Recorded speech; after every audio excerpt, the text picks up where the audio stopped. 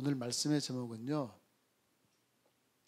인생의 중심을 바로잡아라 라는 제목으로 같이 은혜를 나누도록 하겠습니다.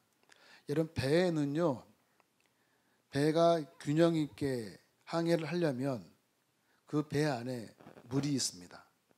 그 물이 뭐냐면 잘 아시는 대로 평형수가 있습니다. 평형수, 배의 균형을 맞춰주는 것. 그래서 배가 좌로 우로 이렇게 넘어질 것처럼 보이지만 그 평형수가 그 배의 균형을 잡아주어서 넘어지지 않고 항해를 할 수가 있는 것입니다. 마찬가지로 우리 역시 믿음의 중심을 잘 잡고 우리가 이 세상의 모든 삶을 살아갈 때 쓰러지지 아니하고 믿음의 항해를 온전하게 하면서 우리가 살아가게 될 줄로 믿습니다. 아멘 하십니까? 네. 아멘을 강요를 해야 아멘 하십니다. 근데 이 세상은 우리가 믿음의 중심을 잡지 못하게 방해하는 요소들이 참 많이 있어요. 그 중에서 이 세상에는 학문적으로나 또 할렐루야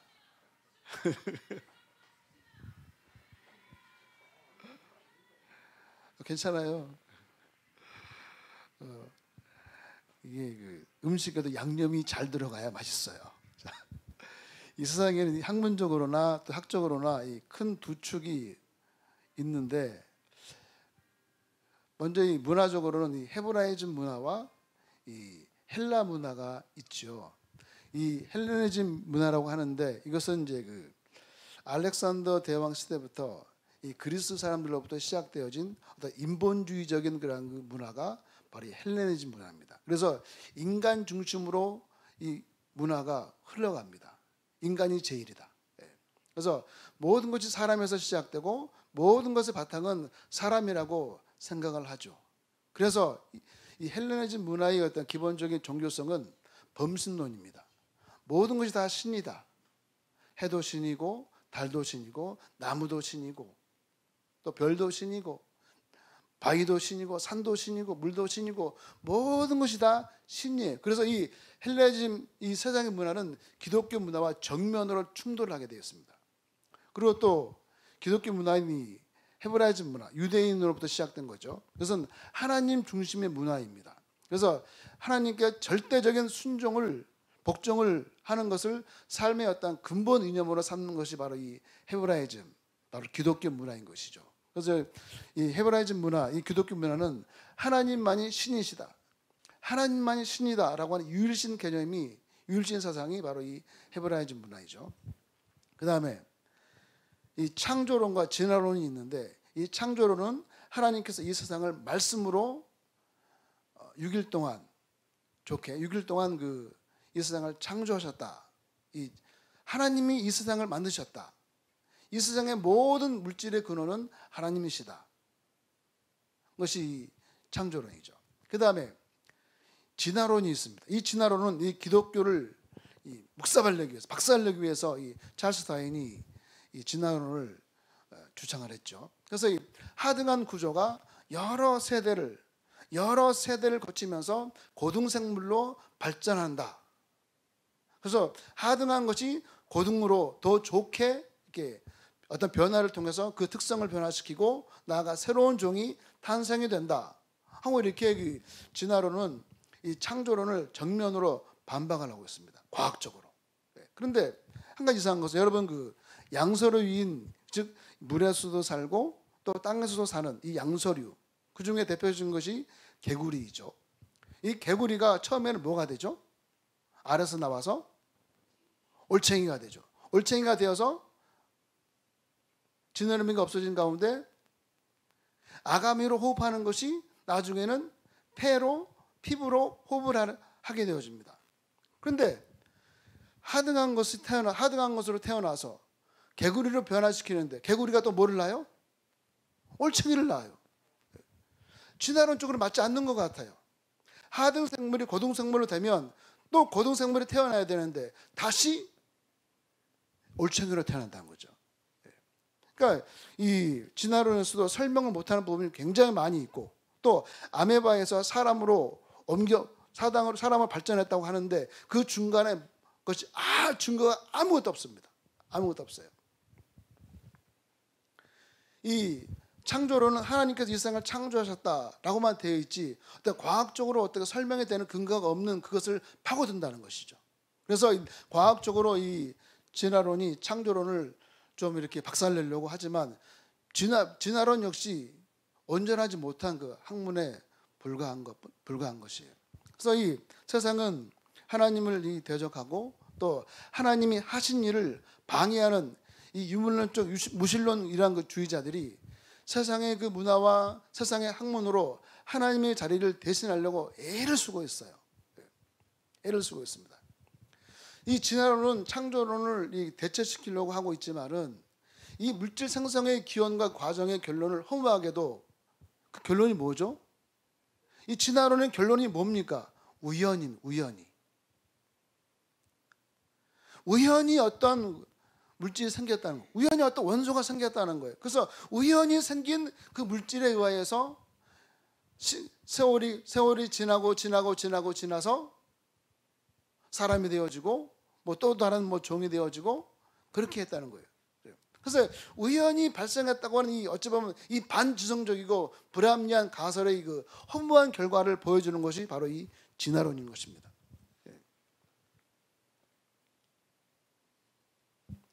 성경에는 어떻습니까? 스스로 계신 여호와 그 하나님께서 이 물질 생성의 기원을 정확하게 설명을 해주고 있지요. 또한 이 세상을 6일 동안 하나님께서 창조하실 때부터 이 세상의 자연신을 배격하고 있는 것을 우리에게 보여주고 있어요. 그 창조를 통해서 하나님께서는 우상을 배격하고 있는 것을 우리에게 보여주고 계시는데, 첫째로 이 혼돈하고 공허한 이 어둠의 세계에 하나님께서 뭐가 있으라 했습니까? 여러분 하나님처럼 한번 해보세요. 빛이 있으라. 그래서 하나님께서 빛이 있으라 하고 말씀으로 창조하셨어요. 그래서 이 하나님은 그 빛이 있으라 하심으로 말미암아 이 세상의 어둠의 신을 배격을 합니다. 어둠의 신을 배격을 하고 있어요. 그 다음에 하나님께서 궁창, 바로 이 하늘을 만드셨죠. 그리고 하늘 위에 물과 땅 아래의 물로 그 물을 나누셨어요. 그래서 하늘에는 뭐가 있어요? 구름이 있어요. 그 구름에 뭐가 있습니까? 수증기가 있어요. 그 수증기는 뭡니까? 물이에요. 그리고 땅 아래는, 하늘 아래에는 물로 하나님께서 가득 채우셨어요. 그래서 하나님께서는 이 궁창과 물을 나누게 하심으로 말미암아 하나님께서 하늘의 신과 그리고 물의 신을 하나님께서 배격을 하신 거예요. 그 모든 것의 주인이 누구예요? 하나님이라는 거죠. 하늘도 하나님의 것, 물도 하나님의 것. 그리고 하나님께서 땅과 바다를 만드시고 심에 있는 채소 또 열매 맺는 나무를 창조하셔서 이 땅의 신, 그리고 채소의 신, 나무의 신 다 배격을 하는 거예요. 그리고 해, 달, 별을 창조하신 말미암아 해신, 달신, 별신 이것을 배격합니다. 예전에 그 어머님들이 달님에게, 햇님에게, 별님에게 주여래. 죄송해요. 햇님, 달님, 별님, 내 아들 잘 되게 해주세요 했잖아요. 근데 해, 달, 별을 만드신 분이 누구예요? 하나님이라는 거죠. 그렇기 때문에 해가 신이 될 수가 없고 달이 신이 될 수가 없고 별이 신이 될 수가 없다는 거죠. 그리고 하나님께서 동물을 창조하셨어요. 그래서 이 동물을 신과 연결시키는 것을 하나님께서 배격합니다. 무슨 송아지 신, 염소 신, 네팔에서는요, 그러니까 사람의 몸뚱아리 위에 코끼리를 딱 얹어놔요. 그렇게 해서 신을 섬겨요. 그리고 하나님께서는 인간을 창조하신 말미암아 이 파라오들, 이집트의 파로, 나는 신이다 그러잖아요. 그 다음에 유명한 왕들, 영웅들, 이런 인간이 신이 되는 것을 하나님께서 배격을 하셨다고 하는 것입니다. 이미 창조하실 때부터 하나님께서는 모든 것의 주관자가 되심으로 이 세상에 하나님 외에 어떤 것도 신의 대상이 될 수가 없다는 것을 우리에게 보여주고 있는 것입니다. 그런데 오늘날 많은 사람들이 어떻게 살아가고 있습니까? 이 물질이 인간의 어떤 삶의 근원이라고 믿는 이 유물론 이 세계관에 사로잡혀가는 이 사람들은 하나님의 자리를 대신하여서 이 세상의 모든 것의 주인이신, 나의 주인이신 하나님을 대신하여서 나무에게 또 바위에게 신에게 해에게 달에게 신을 부여시켰어요. 신격을 부여시켰어요. 그래서 그것을 신이라고 부르면서 수많은 우상들을 신이라고 부르면서 살아가고 있다고 하는 것입니다. 우리나라에만 그 큰 나무에다가 뭐 새끼줄 갖다 놓고 이렇게 비는 것이 아니라 이 수많은 나라에서도 그러니까 그 큰 나무나 뭐 이런데 그 테두리를 뭐 새끼줄을 놓고 거기다 막 빌어요. 그리고 이 물질의 생성이 우연히 발생했다고 하는 이 진화론은 인간은 우연히 발생한 원소에 의해서 생겨난 물질이기에 사람이 하나님께 창조된 이 영적인 존재, 더 나아가서 창조주 하나님을 완전히 부정해버리는 유물론 사상이 바로 이 진화론이에요. 그래서 진화론은 굉장히 어찌 보면 좀 이렇게 표현하면 좀 표현을 하게 되면 이상하지만 나쁜 학문입니다. 나쁜 학문이에요. 결론이 나기 전까지는 엄청나게 많은 과학적인 많은 설명을 하지만 결론은 뭐예요? 너무 허무하잖아요. 우연히.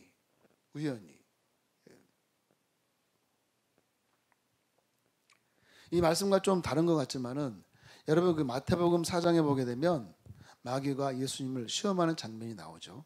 그중에 첫 번째 시험 뭡니까? 첫 번째 시험이 예수님께서 며칠 동안 금식하셨어요?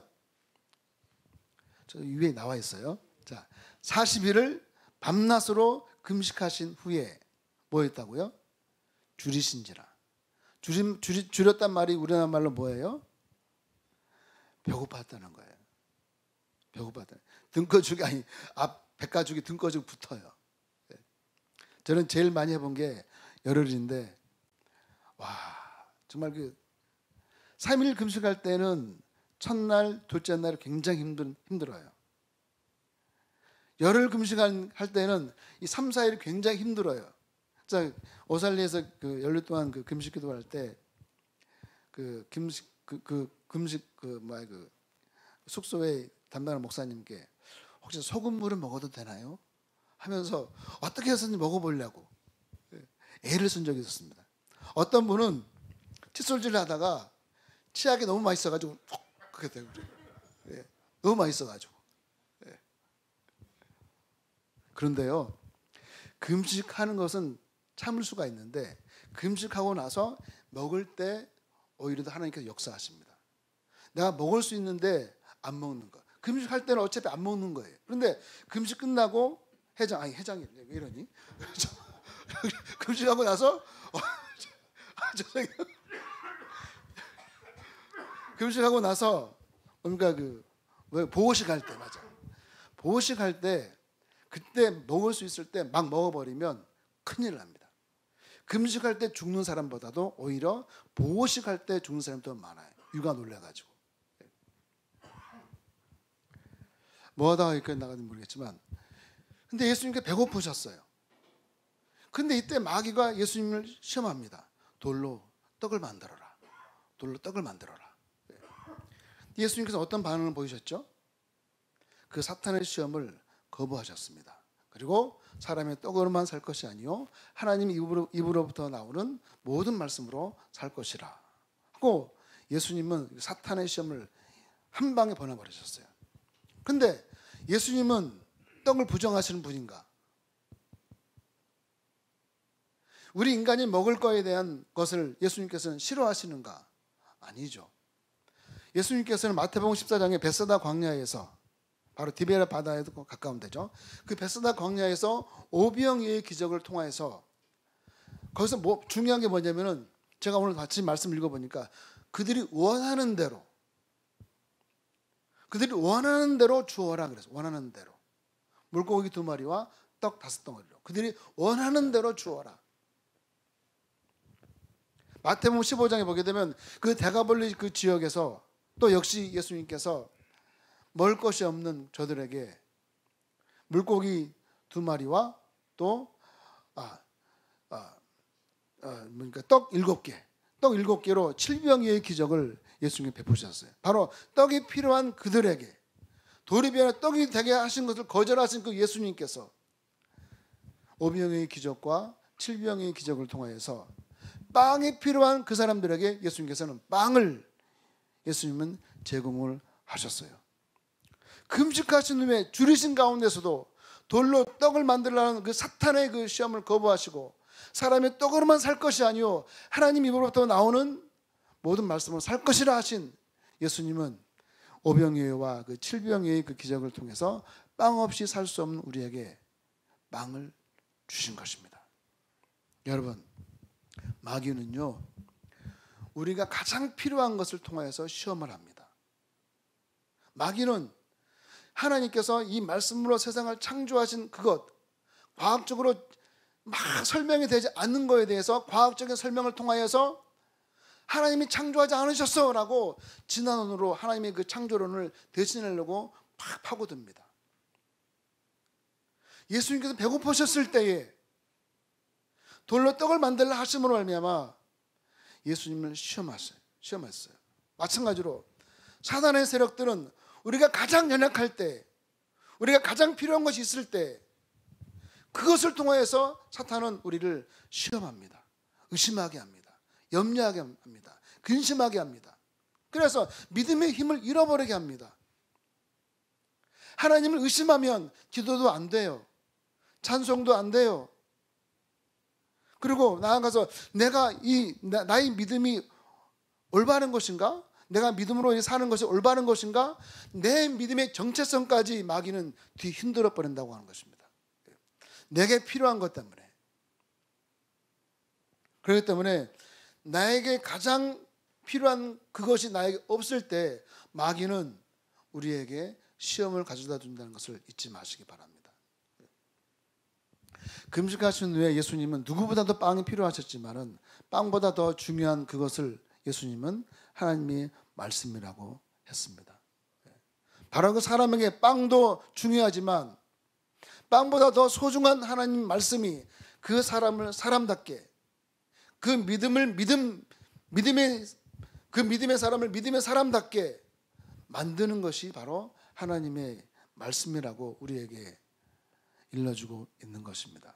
그래서 저는 하루에 성경을 10장씩 읽는데 그 말씀을 제가 읽을 때마다 얼마나 하나님께서 제게 은혜를 주신지 몰라요.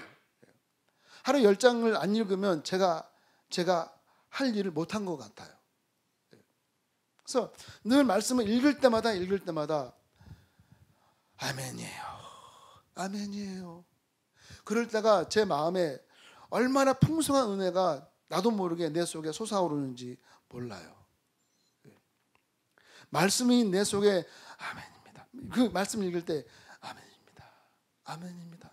그 고백이 말씀 읽을 때 내 입술을 통한 고백이 되어질 때 나도 모르는 그 피부 깊숙이서부터 끓어오르는 뭔가의 그 풍성함이 나를 점령할 때가 참 많이 있어요. 그때 뭔가 이렇게 솟아오르는 그 힘을 느낄 때가 참 많이 있습니다. 바로 그 말씀을 예수님께서는 붙잡으라라고 하는 것이죠. 하나님 입으로부터 나오는 그 말씀, 바로 하나님으로부터 성령을 통하여 우리에게 전해지는 그 말씀을 내가 가까이 하면서 나아갈 때 성경에 뭐라 했습니까? 그 말씀이 곧 예수님인데 그 예수님이 곧 하나님 아니겠어요? 주께 가까이 함이 내게 복이다 라고 하셨어요. 말씀을 가까이 하는 것이 주님을 가까이 하는 것입니다. 근데 여러분 광야에서 하나님 주신 그 일용할 양식으로서 이 만나와 이 메추라기를 먹고 살았던 20세 이상 된 출애굽 제1세대인 이스라엘 백성들은 하나님을 주의하지 않았어요. 하나님께서 주신 만나와 메추라기를 통해서 먹고 마셨던 그들이 조그만 어려움이 있을 때, 조그만 힘든 일이 있을 때 곧바로 터져 나온 것이 뭐냐? 원망이었습니다. 불평이었습니다. 우상 숭배였습니다. 그들이 어떻게 되었습니까? 출애굽하에 있던 20세 이상 된 이스라엘 출애굽 1세대들은 40년 동안 광야에서 유리하면서 모조리 다 죽었습니다. 여호수아와 갈렙만 빼고. 바로 하나님 없는 이 세상의 빵은 구원과 행복과는 거리가 상당히 멀다라고 하는 것이죠. 물론 빵이 우리에게 필요하지만 그보다 더 중요하게 여기는 것은 하나님의 말씀이다. 하나님 가까이 하는 것이다. 그걸 우리에게 보여주고 있는 것이죠. 사단은 빵 없이 살 수 없는 우리로 하여금 하나님 외의 것에 관심을 두게 합니다. 즉 하나님에 대한 이 신뢰를 시험으로 바꾸려고 끊임없이 시도하고 있어요. 그렇기에 궁극적으로 빵만으로는 충족할 수 없는 그 인간의 영혼에 하나님의 그 말씀으로 채워나가는 우리 모두가 되었으면 좋겠습니다. 그 말씀 안에 세상의 그 어떤 가치와도 견줄 수 없는, 바꿀 수 없는 구원과 행복이 있기 때문인 줄로 믿습니다. 인간의 행복이 어떤 물질적인 그 상황과 상호 연관되어 있지만은 인간의 그 참 행복은 물질적인 조건이 절대적이지는 않다라고 하는 것입니다. 여러분 물질이 많으면 좋아요? 안 좋아요? 좋죠. 저한테 한번 물어보세요. 니는? 정말 좋겠습니다. 정말 물질에 채워가지고 물질에 채워가지고 한번 어떻게 돼봤으면 좋겠어요. 아마 그랬으면 제가 상당히 교만했을 것 같아요. 그 물질적인 조건이 행복한 요소가 될 수 있고 행복과의 어떤 상호작용이 될 수는 있겠지만은 그것이 행복의 절대적인 요소는 아니다는 것입니다. 오히려 인생을 건강하고 행복하게 사는 사람들은 외부의 어떤 여건이나 조건이 아니라 그 마음과 정신이 건강한 사람이 훨씬 더 행복해요. 네팔에 가면 못 사는 사람들이 굉장히 많습니다. 그래도 우리나라 거지는요, 그래도 깨끗한 편이에요. 굉장히. 못 사는 나라에서 거지는 정말 거지예요. 가보셔서 아시죠? 필리핀이나 이런 데 가보면 아시잖아요. 네팔 거지는요, 정말 어떻게 그걸 표현을 할 수가 없어요. 표현이 안 돼. 지금 가서 봐야 돼. 표현이 안 돼. 정말로. 미국 거지는 미제를 쓰잖아요. 그리고 우리나라 거지는 그래도 1,000원 주면서 내가 거지로 보이냐 하면서 돌려주잖아요. 근데 참 못 사는 사람들 굉장히 많은데 그 사람들이 가장 잘하는 게 뭐냐면 웃는 거예요. 웃는 거예요. 제가 물어봐요. 굿실락이요? 네. 행복해요? 네. 굿이요? 네. 행복하대요. 네. 그냥 행복하대요. 네. 그래서 잠언서 4장 23절에 뭐라 했습니까? 같이 한번 읽어볼까요? 시작. 모든 지킬 만한 것 중에 더욱 내 마음을 지키라. 생명의 근원 이에서 남이니라. 아멘. 내 마음을 지키래요. 다른 말 바꿔서 말하면 내 믿음을 지키라. 믿음을 지키라. 우리 크리스찬이 내 믿음을 지키면서 우리가 살아갈 때 그 속에 뭔가 하나님 주신 그 강력한 힘이 솟아오르게 되는 줄로 믿습니다. 하나님의 그 능력이 나와 함께하는 것을 느끼면 겉보기에는 후줄근하게 보일지 몰라도 그 속에는 자신감이 막 넘쳐나요. 뭔가 될 것 같고 뭔가 이루어질 것 같은. 이 물질적인 세계가 전부인 것처럼 살아가는 사람은 영적인 세계를 보지 못하는 맹인과 같아요. 맹인과 같아요. 부부가 같이 살면서도 그 아내의 마음, 남편의 마음을 읽지 못하면, 보지 못하면 벽이 생길 수밖에 없는 거 아니겠습니까? 그의 마음을 알았을 때 그의 니드를, 그의 필요를 채워줄 수가 있는 거예요. 하나님 말씀이 내 안에 채워져 나갔을 때 하나님이 주신 마음이 내 속에 전달이 될 수가 있는 것입니다. 우리가 고린도전서 2장 14절 갑자기 읽겠습니다. 시작. 육에 속한 사람은 하나님의 성령의 일들을 받지 아니하나니 이는 그것들이 그에게는 어리석게 보임이요 또 그는 그것들을 알 수도 없나니 그러한 일은 영적으로 분별되기 때문이라. 아멘. 세상의 유물론적인 세계관에 갇힌 이 세상 사람들은 보이지 않는 성령께서 일하시는 것을 볼 수가 없어요. 느낄 수 없어요. 알 수 없어요. 성령의 이끌림 받아서 믿음 안에서 예배하고 찬양하고 사랑하고 용서하고 하나님께 영광 돌리는 이 모든 것이 어리석게 보일 뿐이에요. 주님께 헌금하는 것도 어리석게 보일 뿐이에요. 여러분, 성령의 특징이 무엇입니까? 바로 하나님의 깊은 것이라도 통달하는 것이 성령이에요. 하나님의 은혜로 주신 것을 알게 하는 것이 바로 이 성령이에요.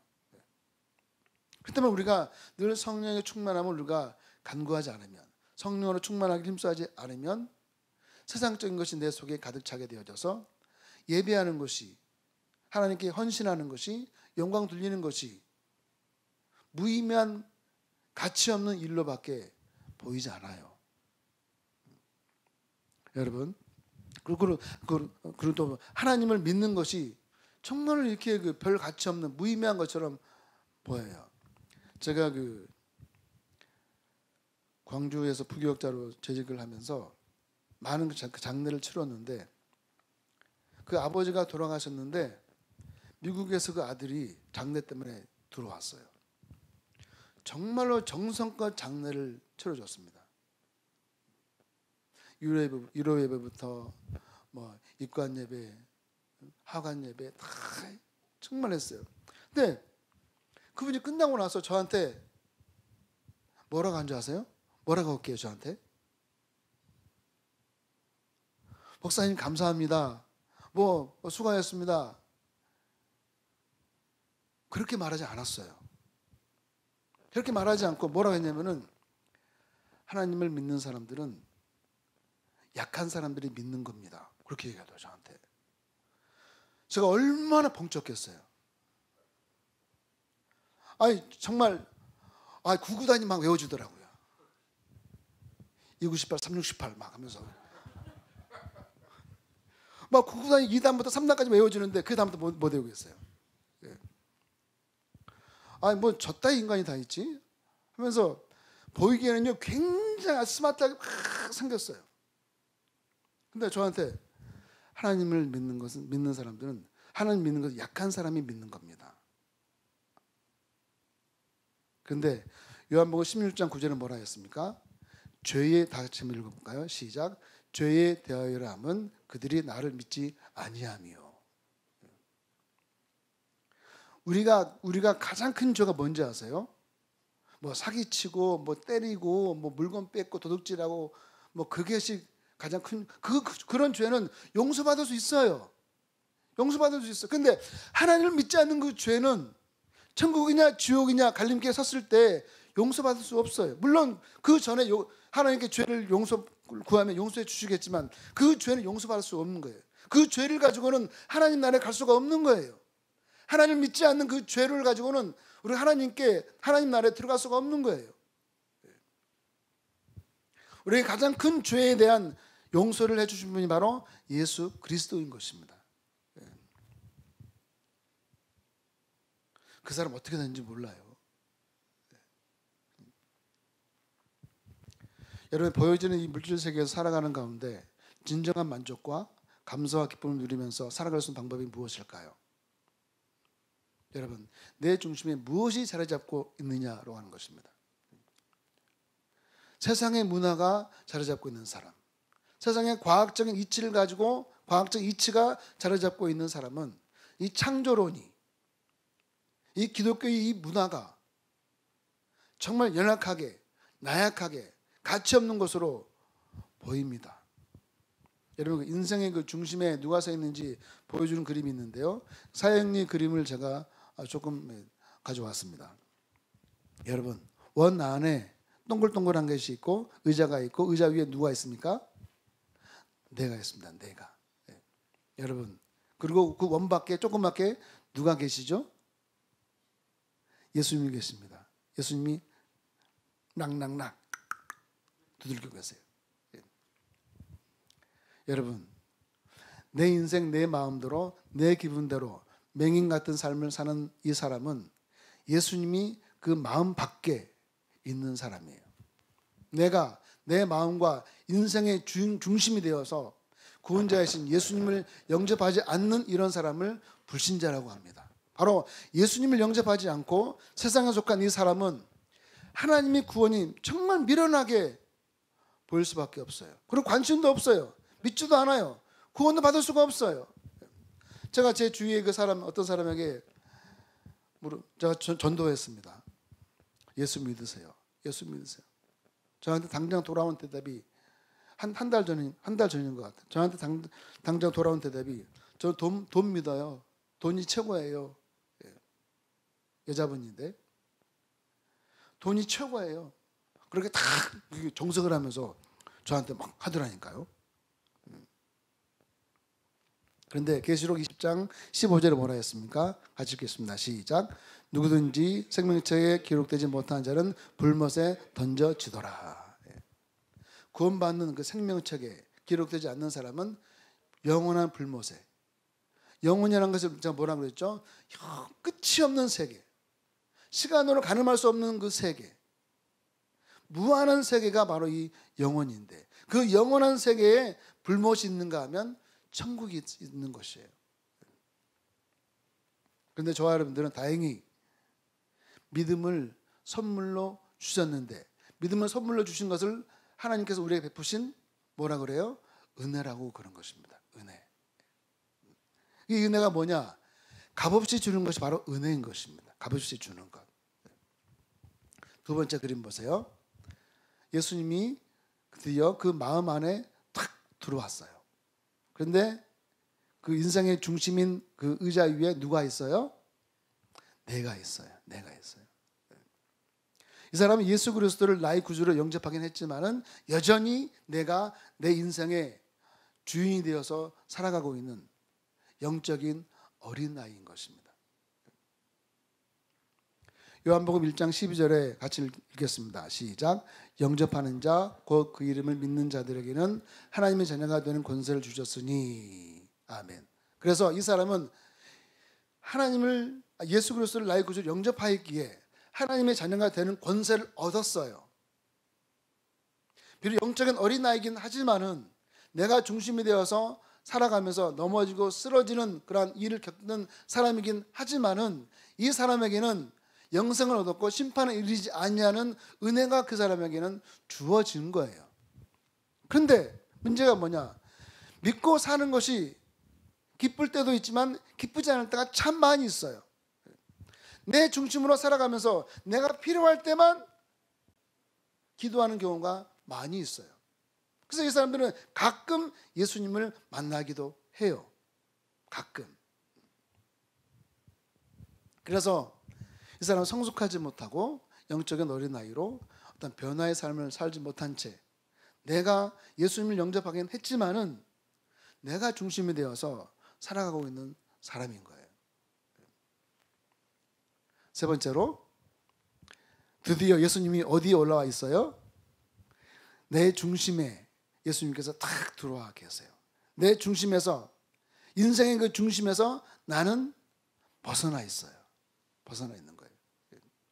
바로 이 사람은 내 인생의 중심에 예수님을 나의 구주로 모심으로 나의 구세해 주시고, 예수님이 나의 구세해 주시고 예수님이 나의 왕이신 삶을 살게 된 그림이에요. 그리고 내 인생의 모든 것을 예수님께 맡기고 살아가는 사람이에요. 마태복음 11장 28절은 뭐라 했습니까? 시작. 수고하고 무거운 짐진 자들아 다 내게로 오라. 내가 너희를 쉬게 하리라. 아멘. 우리 수고의 모든 짐을 주님께 맡겨버리고 예수님이 나의 왕이십니다. 예수님이 나의 주인이십니다. 예수님이 나의 전부이십니다. 그 인생의 그 중심의 자리에서 내가 나오고 예수님을 그 자리에 모셔드리는 그런 그 삶을 살아갈 때 쉼을 얻는 놀라운 은혜와 사랑이 저 여러분들에게 임하게 될 줄로 믿습니다. 그래서 여러분, 나는 이 세 가지 그림 중에서 어디에 속해 있다고 생각하십니까? 첫 번째 그림은 예수님을 내 마음 밖에, 세 번째 그림은 예수님을 내 안에 모셔드리고, 그 다음에 가운데 거는 예수님을 내 중심에 모셔드린 것. 예수님은 과연 나는 예수님을 어디에 모시고 있는 사람입니까?